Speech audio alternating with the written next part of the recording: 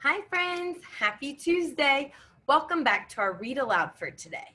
Today for our Read Aloud, we're going to continue hitting that learning target that says, I can sequence the events of a story.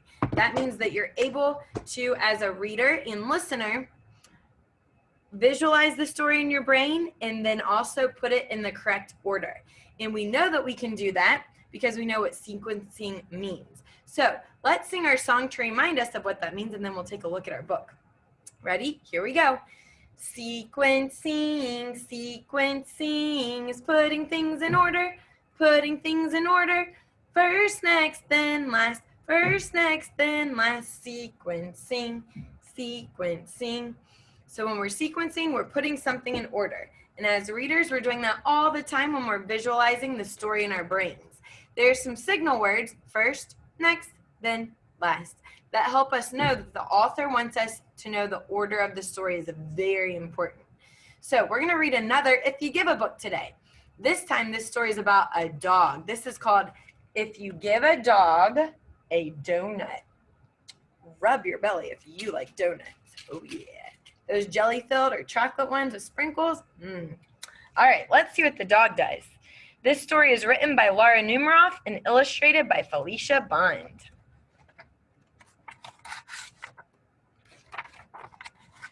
Here's our title page. If you give a dog a donut. If you give a dog a donut, look at him right here, jumping for the donut. He'll ask for some apple juice to go with it. When you give him the juice, he'll drink it all up.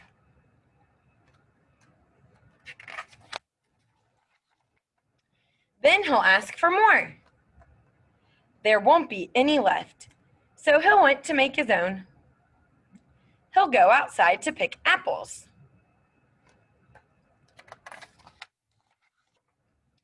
When he's up in the tree, he'll toss you an apple. Throwing the apple will make him think of a basket. He'll want to play.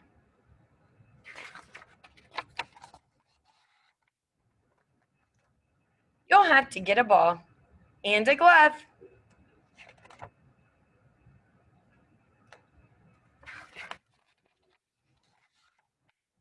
Of course, he'll also need a bat. He'll ask you to pitch. What sport are they playing? Baseball. He'll hit a home run.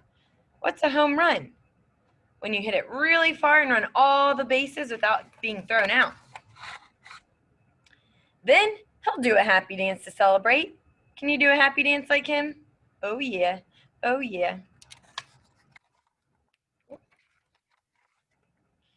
Dancing will make him hot and dusty, so he'll need some water. He'll probably start a water fight. You'll have to dry him off with your bandana.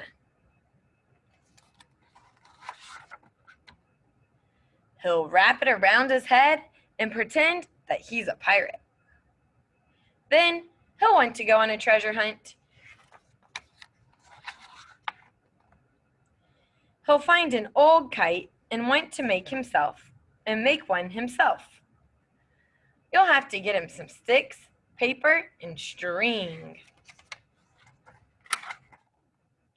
When the kite is finished, he'll want to fly it. It will go higher and higher. Look how big his kite is.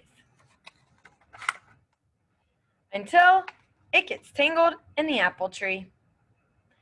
The tree will remind him of apple juice, so he'll probably ask you for some. What do you think he's going to ask for next? Let's see. And chances are, if he asks for some apple juice, let's see if you're right. He'll want a donut to go with it. Just like all of our If You Give a Stories, the story ends just like it starts, right? At the beginning of the story, the dog wants a donut. What does he want to go with his donut? Apple juice, right? And after he gets apple juice, he's like, ooh, I can make this myself. So he goes out there looking for what? Some apples. And then as he's looking for apples, they see a basket, and the basket reminds him that he wants to play. So they end up playing ball, and what kind of ball did they play? Baseball. And as they're playing baseball using a bat, he hits it out of the park. What do we call it when he hits it so far that he hits it, nobody can get it, and then he can run all the bases all the way home without being out? A home run. And then he does the what? Happy dance. Oh yeah.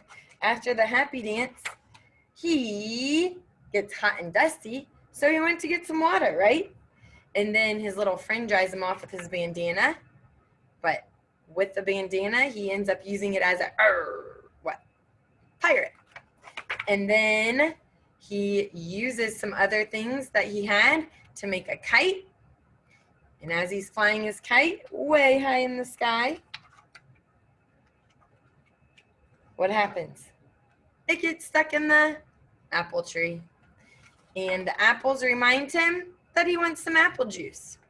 And then the apple juice reminds him that he wants a donut to go with it. Very good job sequencing. If those events did not take place in our story would not make sense, and the dog may not have ended up at the end going back to wanting a donut, right? So the sequence of events in a story are very important. Great job today, friends, with your next read aloud. I will see you tomorrow for Wednesdays. Have a great day.